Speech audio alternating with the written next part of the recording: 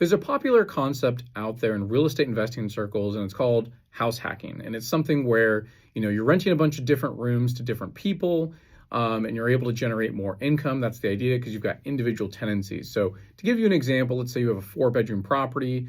Maybe you're renting out all 4 rooms separately. Maybe you're living in one of the rooms and then renting out the remaining 3. Now, there's 2 different approaches to this, at least from our perspective. Now, if you are living in the property and you're selecting personally, the remaining 3 tenants in our example is a 4-bedroom, that can work as long as you're figuring out, who those people are, and you're going to have, good oversight, and it's going to be a good match. So that could work. Now, if you have a 4-bedroom and you're going to rent out all separate 4 rooms, meaning you're not going to be living on the premises, that is a bad idea.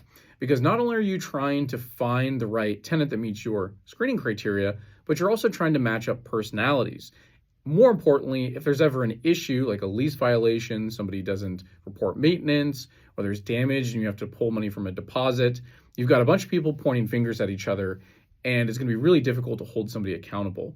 And it's one of those things where somebody moves out, and then again, you're having to match not only criteria, but personality to the remaining residents. So generally speaking, it doesn't make a lot of sense to rent out a property room by room unless you're personally going to live in one of those rooms where you have a little bit more oversight, a little bit more control, and you have better chances of holding people accountable if something goes south. So that's just something to keep in mind. Don't just jump into the house hacking idea thinking it's going to be smooth. There are a lot of problems that can arise with that. And so be careful before you decide to commit to some sort of obligation like that.